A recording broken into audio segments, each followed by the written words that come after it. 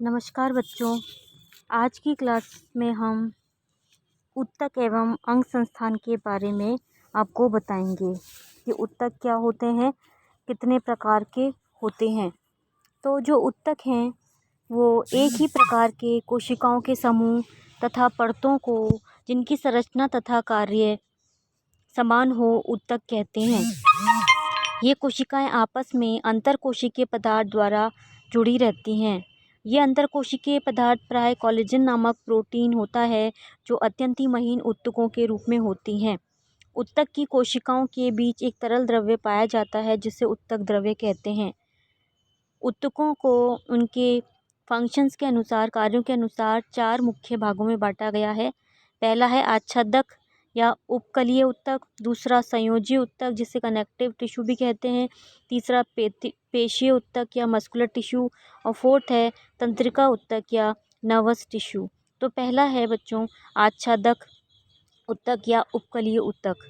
यह उत्तक शरीर तथा इनके विभिन्न अंगों की बाहरी एवं भीतरी सतह का निर्माण करता है। इसी तरह ये शरीर में एक आवरण या झिल्ली का काम करता है तथा रक्षात्मक त्वचा या प्रोटेक्टिव स्किन बनाता है। शरीर की विभिन्न ग्रंथियां और अन्य भीतरी अंग जैसे पाचक अंग, श्वसन अंग, जननांग, रक्तवाहिनियों इत्यादि की नलिकाएं आच्छादक उत्तक की बनी होती हैं।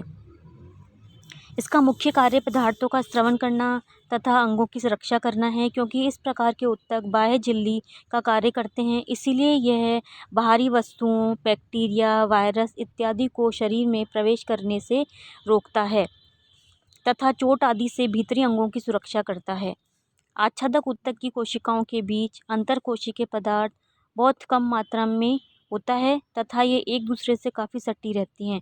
किन्हीं किन्हीं जगहों पर तो जरा भी अंतरकोशिकीय पदार्थ नहीं होता है तथा वहाँ आच्छादक उत्तक एक दूसरे से परस्पर मिल जाते हैं, जिसे टाइट जंक्शंस या दृढ़ बंधन कहते हैं। आच्छादक उत्तक में रक्तवाहिनियों का अभाव होता है तथा इनका पोषण लसिका द्वारा होता है। अब आच्छादक उत्तक को परतों की लसिका उपस्थिति के आधार पर 2 भागों में बांटा गया है। पहला है सामान्य आच्छादक उत्तक, दूसरा है संयुक्त आच्छादक उत्तक तथा स्तरित उपकला। तो पहला है सामान्य आच्छादक उत्तक और दूसरा है संयुक्त आच्छादक उत्तक। पहला सामान्य आच्छादक उत्तक भी कई प्रकार का होता है। इसमें आच्छादक उत्तक की कोशिकाएं एक ही परत में व्यवस्थित होती हैं। सामान्य उत्तक भी बहुत सारे प्रकार का होता है जो कि निम्न प्रकार से है: शल्की उपकला, स्तंभाकार उपकला, घनाकार उपकला, रोमिक या पक्षमाभिक उपकला, ग्रंथिल उपकला और संवेदी उपकला। तो पहला है बच्चों शल्की उपकला। इसकी कोशिकाएं चौड़ी, चपटी तथा फर्श के अष्टकोण जैसी होती है, इसीलिए इसे पेवमेंट उपकला भी कहते हैं। इसकी कोशिकाओं में अंतरकोशिकीय स्थान जरा सा भी नहीं होता है, जिससे कोशिकाएं आपस में काफ़ी सटी रहती हैं। इनका मुख्य कार्य रक्षा करना है। दूसरा है स्तंभाकार उपकला। इसकी कोशिकाएं स्तंभ के आकार की होती हैं तथा आपस में एक दूसरे से बिल्कुल सटी रहती हैं। इन कोशिकाओं की लंबाई चौड़ाई से ज़्यादा होती है। यह आंत, आमाशय तथा पित्ताशय की भीतरी दीवार को बनाती है। इसका मुख्य कार्य स्रवण या अवशोषण करना है। नेक्स्ट है घनाकार उपकला। इसकी कोशिकाएं घन के आकार की होती हैं। ये मुख्यतः लाल ग्रंथि, अग्नाशय की नली तथा थायराइड ग्रंथि को बनाता है। वृक्क नलिकाओं, वृषण व अंडाशय की जनन एपिथीलियम की घनाकार होती हैं। इसका मुख्य कार्य स्रवण, उत्सर्जन और अवशोषण करना है। नेक्स्ट है रोमिक या पक्षमाभिक ग्रंथिल उपकला। इस प्रकार के उत्तक की कोशिकाएं घनाकार या स्तंभाकार होती हैं और इनके प्रत्येक कोशिका के स्वतंत्र सिरे पर अनेक महीन धागे के समान रोम लगे होते हैं, जिसे रोमिका कहते हैं। इसका मुख्य कार्य अवांछित पदार्थ को अंदर जाने से रोकना है। श्वास नली, अंडवाहिनी, मूत्रवाहिनी तथा मुख गुहिका का भीतरी भाग इन्हीं उत्तकों से बना होता है। नेक्स्ट उपकला है ग्रंथिल उपकला। इनकी कोशिकाएं भी प्राय स्तंभाकार या घनाकार होती हैं।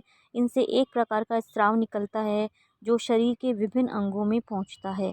लाल ग्रंथियां तथा पाचन प्रणाली की कुछ ग्रंथियाँ इसी प्रकार की कोशिकाओं से बनी होती हैं। नेक्स्ट है संवेदी उपकला। संवेदी उपकला जो है वो ऊतक की कोशिकाओं की एक स्वतंत्र सिरे पर महीन रोम जैसी संरचना होती है जो संवेदनाओं को ग्रहण करती है तथा इनका दूसरा सिरा तंत्रिका तंतुओं द्वारा जुड़ा होता है।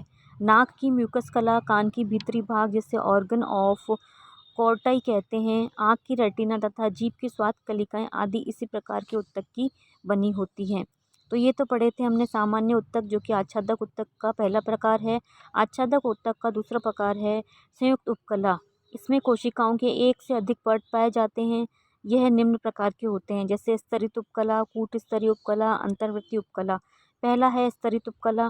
इस प्रकार के उपकला में कई परतें होती हैं। सबसे निचला स्तर विभाजित होकर ऊपरी नए स्तरों का निर्माण करता है जो बाहर की ओर खिसकते रहते हैं। बाहरी स्तर या परत का घर्षण के कारण विनाश होता रहता है। मुख्य गुहिका, योनि, नासागुहा तथा त्वचा की बाह्य त्वचा इसी प्रकार के ऊतकों से बना होता है।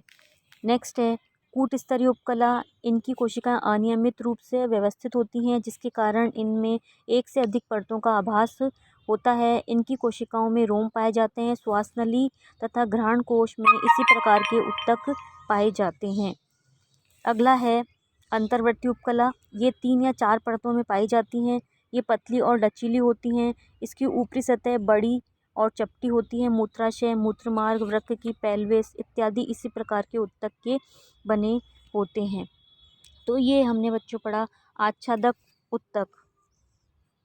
अब बच्चों हम अगला जो ऊतक है वो है संयोजी ऊतक जिसको हम पढ़ेंगे। संयोजी या संयोजक ऊतक। इस प्रकार के ऊतक शरीर के एक अंग को दूसरे अंग से जोड़ते हैं, इसीलिए इन्हें संयोजी ऊतक कहते हैं। ये ऊतक शरीर में सबसे अधिक मात्रा में पाए जाते हैं तथा हर प्रकार के अंगों तथा अंगों के बीच में उपस्थित रहते हैं। इस ऊतक में अंतरकोशिकीय पदार्थ बहुत ही अधिक मात्रा होती है जिससे आधारभूत पदार्थ या मैट्रिक्स कहते हैं। मैट्रिक्स की संरचना के आधार पर संयोजी ऊतक को 4 भागों में बांटा गया है। पहला है सामान्य संयोजी ऊतक, दूसरा तंतुमय संयोजी ऊतक, तीसरा अस्थि तथा कंकाल ऊतक, चौथा है तरल संयोजी ऊतक। पहला है सामान्य संयोजी ऊतक जो कि अंतरालीय संयोजी ऊतक, वसामय या वसीय ऊतक, वर्णकी ऊतक और जालमय ऊतक में बटा होता है। सामान्य संयोजी ऊतक में मैट्रिक्स की मात्रा अधिक होती है। यह तरल तथा अर्धतरल रूप में पाया जाता है। सबसे पहला है सामान्य संयोजी ऊतक का प्रकार अंतरालीय संयोजी ऊतक। इस प्रकार का संयोजी ऊतक शरीर का सबसे अधिक विस्तृत भाग बनाता है। यह पतली झिल्लियों के रूप में एक अंग को दूसरे अंग से जोड़ता है तथा मांसपेशियों की हड्डियों के साथ बंधता है।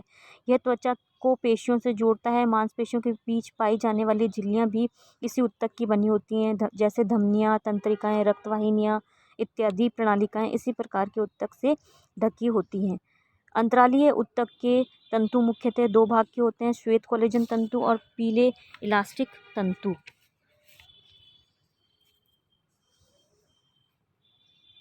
श्वेत कोलेजन तंतु ये तंतु लंबे एवं शाखा विहीन होते हैं जो कोलेजन नामक प्रोटीन के बने होते हैं। यह तंतु सफ़ेद रंग का होता है। इसमें लचीलेपन का अभाव होता है। इसका मुख्य कार्य मांसपेशियों को हड्डियों के साथ बांधना है। पीले इलास्टिक तंतु ये मुख्यतः इलास्टिन नामक प्रोटीन के बने होते हैं जो लचकदार होता है तथा खींचने पर बढ़ता है। इनके तंतु लचीले, अल्प पारदर्शक व शाखादार होते हैं। इनका रंग पीला होता है, इसीलिए इन्हें पीत या पीले इलास्टिन तंतु कहते हैं। इनके तंतु खींचने पर लंबाई में बढ़ते हैं तथा एक जाल सी संरचना बनाते हैं। ये ऊतक खासकर फेफड़े, श्वास नली, धमनी इत्यादि में पाए जाते हैं। तो बच्चों हम ये पढ़ रहे हैं संयोजी या संयोजक ऊतक जिसका एक प्रकार मैंने आपको बताया है अंतरालीय संयोजी ऊतक के रूप में जो कि सामान्य संयोजी ऊतक का प्रकार है। अगली कक्षा में हम तंतुमय संयोजी ऊतक के बारे में या वसामय ऊतक के बारे में पढ़ेंगे। धन्यवाद।